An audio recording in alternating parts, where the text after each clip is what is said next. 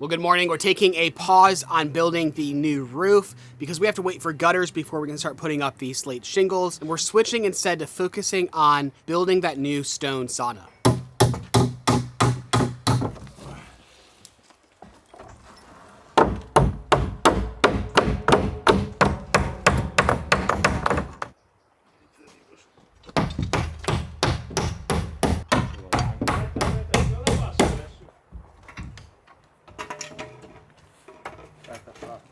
Chiuda questo.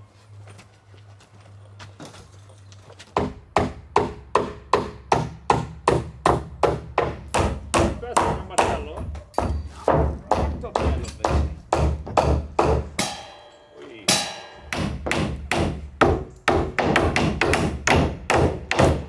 Che punta si mette?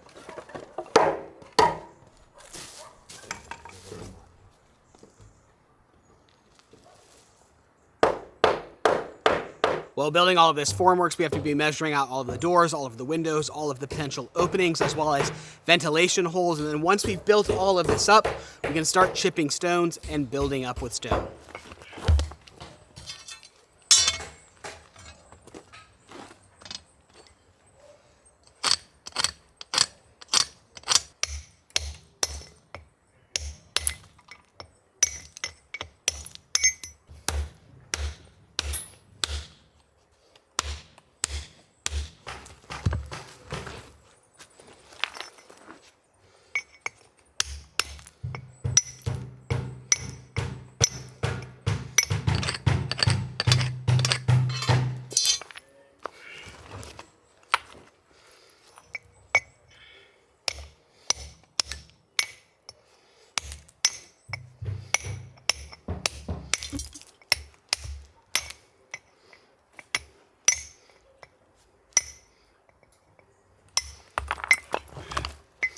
Well, there we go. That's the first cornerstone. I'm not going to say it's my best work ever. I'm a little bit rusty after all. There's a lot more of these guys to get through.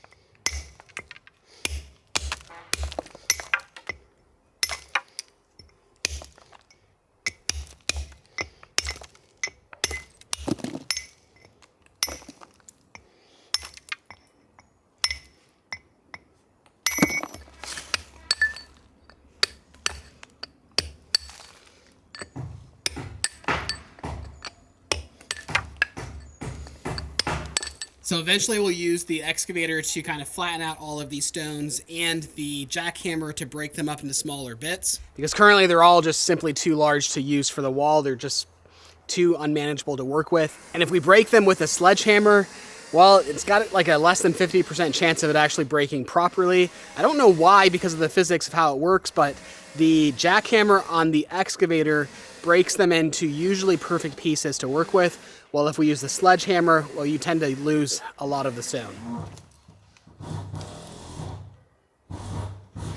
It's not bad.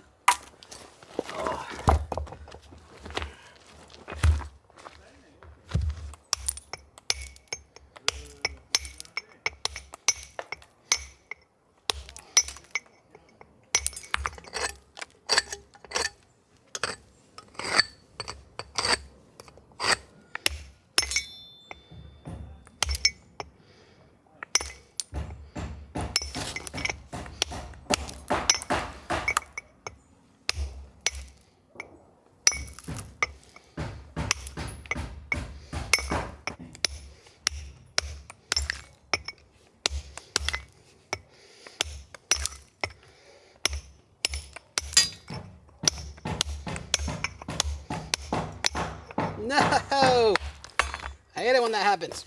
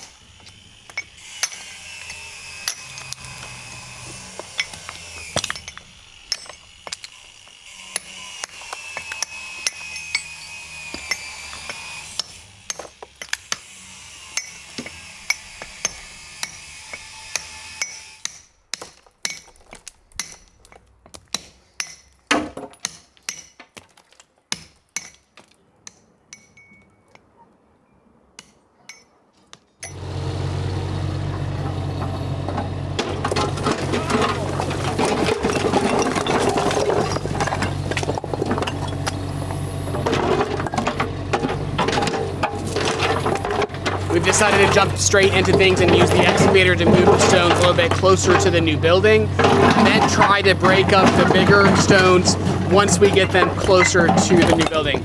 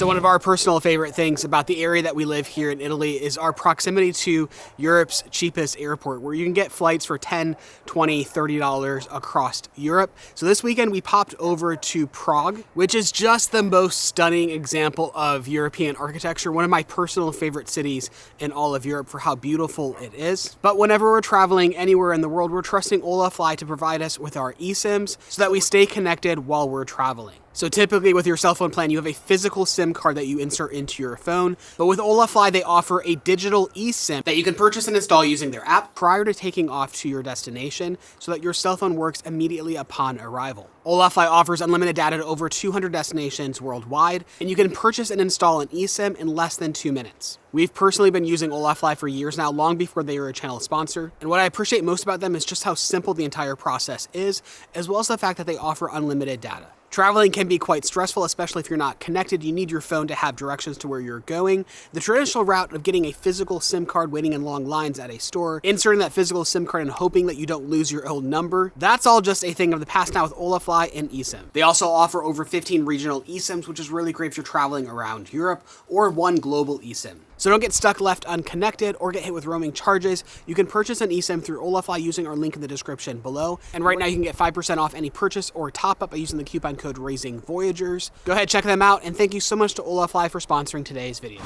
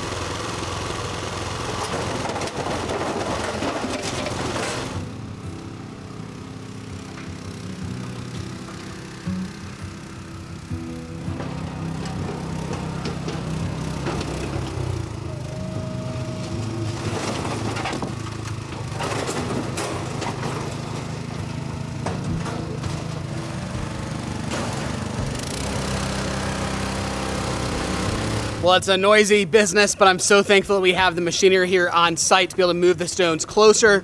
Otherwise, as well as break them down, because otherwise all of this would have been by sledgehammer and wheelbarrow. So to have the motocarriola, the motorized wheelbarrow, to have the excavator, is making our lives so much easier.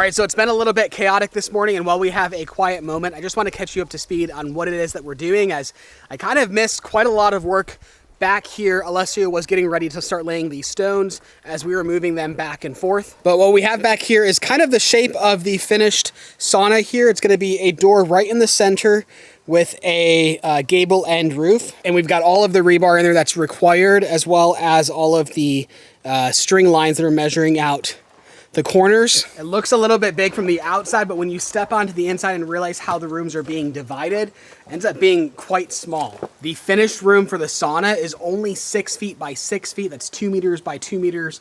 So it's quite a small space. But yes, we are right through this extra door right here, adding in an extra bathroom, just because as we're planning to host and have lots of people here, well, we only have the one bathroom upstairs, so it will be nice to have an extra option out here as well. And we've managed to move and break up all of these stones here, and we've lined them up along this edge. We've set out these wood panels here to make sure none of them fall off the edge down there, and all the while leaving a path so that we can run back and forth with concrete. I was originally pretty nervous with the quality of stones that we were going to get out of this pile because they were all just far too big. I wasn't sure how they would look after they were broken, but now that I've seen them over there all broken up, I'm quite confident we're going to be making just a beautiful stone building. There's still quite a lot of stones back here in the original location. This will be kind of our spot to make all of the cornerstones, so I'll be working over there. And then all of these stones will end up getting used up in future projects, probably flower beds here and other ideas like that.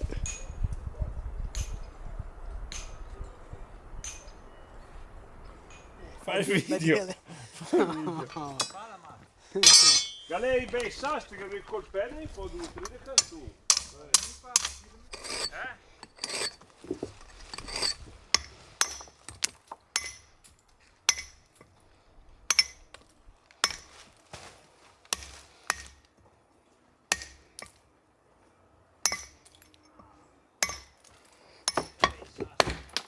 No! That's not where it's supposed to break.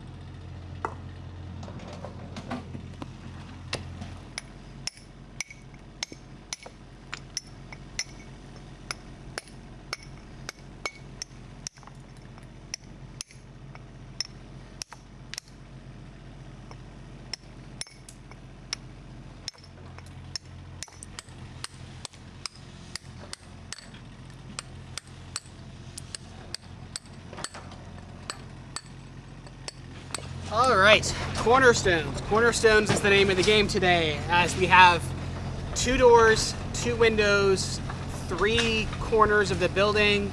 That's a lot of cornerstones, because you need a cornerstone on every door, each side of the door, a better place to stand. So the problem is finding stones that start off like this and don't have a very good point to them, and trying to encourage it to come out as a point. This rock here, you can see there's 2 layers to it, so it's quite likely as I try to take off this edge that it might split in half. And if it does, you start over.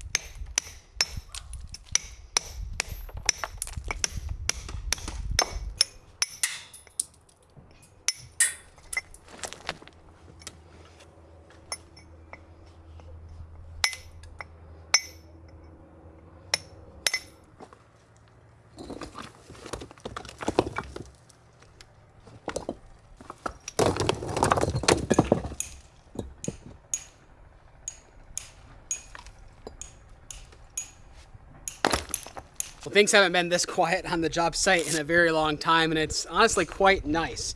I doubt the camera is picking it up, but I can just faintly hear cowbells off into the distance, off across the valley, and that small little chink, chink, chink of chipping away at the stones is somewhat therapeutic to me, in fact. But this is what has always drawn me to this property, and the amount of love and work that has been poured into the stones, not just in what we've done here, but going back 700-800 years into all of these dry stack stone walls. I just love the concept of taking the stone from the mountain and building something beautiful out of it, and slowly chipping away.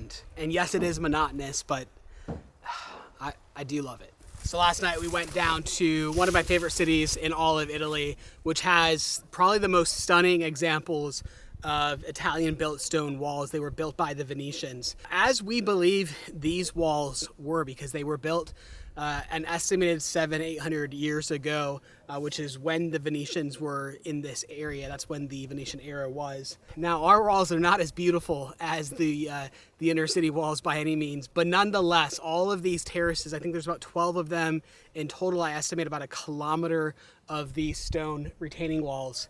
It's just mind-boggling how they would have collected these stones from the mountain, carted them over on donkey, shaped them, stacked them, and the fact that they've lasted so long is just mind-boggling. And every time I go into a different Italian city, I'm just in awe and take so much inspiration from what they did so long ago, and just so grateful for the opportunity to be able to harvest our own stone and build these projects here that hopefully will last just a fraction of what these walls have lasted.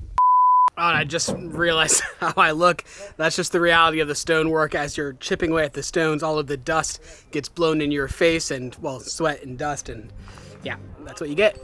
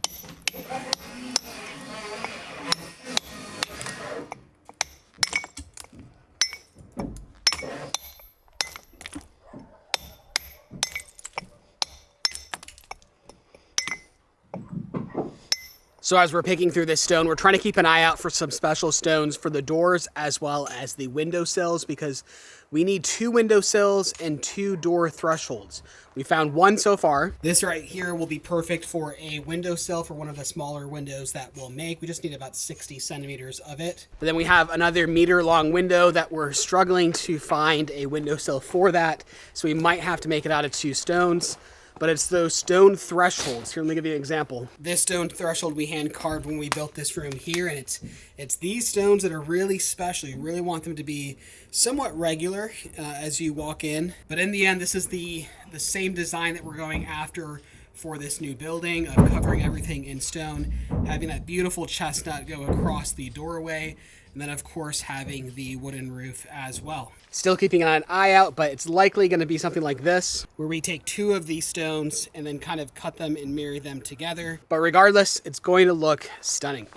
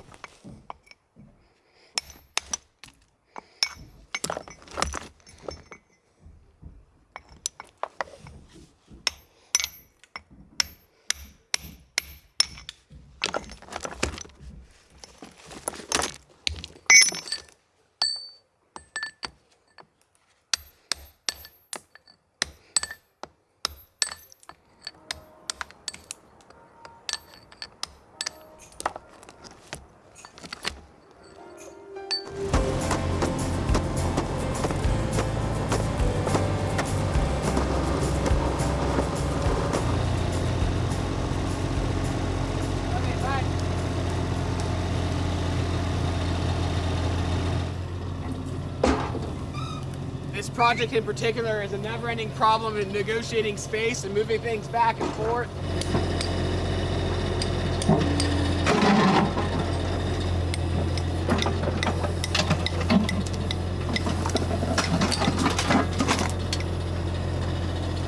Occhio ai piedi, eh!